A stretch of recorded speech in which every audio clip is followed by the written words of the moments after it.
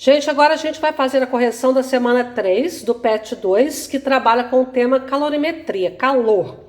Número 1. Considerando o material apresentado e, se necessário, faça uma breve pesquisa, descreva com suas palavras os conceitos de calor e temperatura e quais são suas unidades de medida. Bom, nós temos aí os conceitos de temperatura e calor que nós já definimos várias vezes, que é o seguinte: calor é uma forma de energia, né, que passa de um sistema, ou seja, de um corpo a outro, desde que tenha uma diferença de temperatura entre eles. Quem colocou que calor é energia em trânsito, que passa de um corpo a outro, que desde que tenha diferença de temperatura, também está certo, tá bom? Então tem que falar que calor é energia, mas que sempre que passa de um corpo a outro, devido à diferença de temperatura entre eles.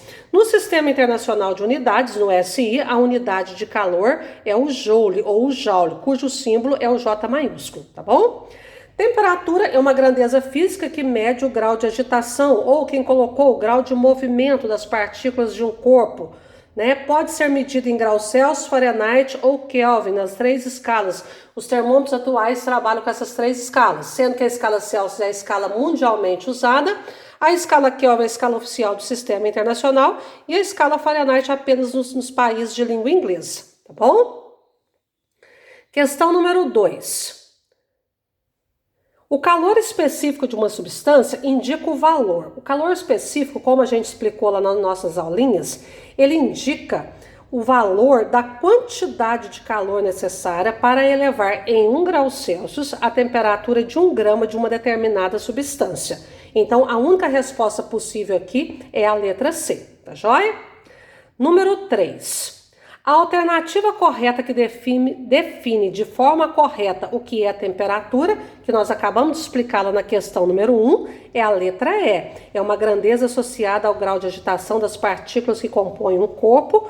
Quanto mais agitadas essas partículas do corpo, maior será a sua temperatura. Então, quanto maior a agitação das partículas, maior a temperatura deste corpo. Questão número 4. Assinale a alternativa que define corretamente o conceito de calor.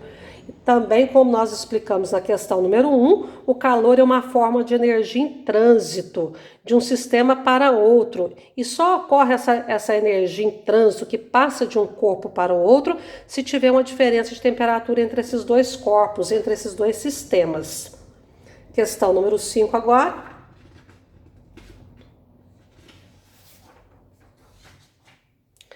Questão número 5. O resultado da conversão direta de energia solar é uma das várias formas de energia alternativa que se dispõe.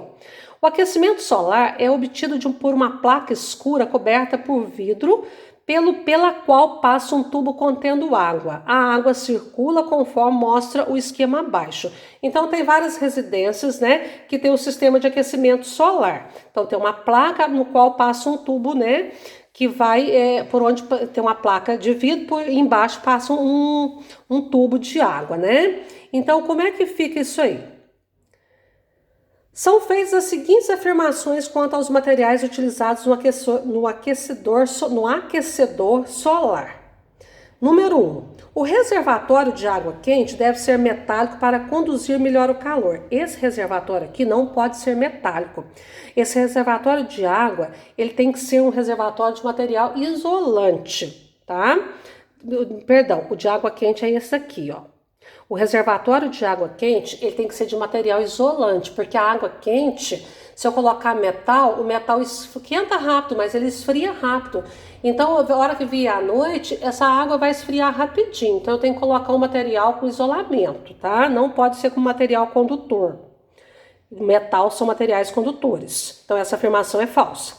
Número 2. A cobertura de vidro tem como função reter melhor o calor, de forma semelhante ao que ocorre numa estufa verdadeira. As estufas, muitas delas são feitas de vidro. Aí o vidro deixa o calor passar, mas depois o calor tem dificuldade para sair. Número 3. A placa utilizada, ela é escura para absorver melhor a energia radiante do sol, aquecendo a água com maior eficiência. Verdade, cores escuras elas absorvem melhor a radiação solar, os raios infravermelhos. Então, estão corretas as afirmações 2 e 3 lá na alternativa letra E, ok?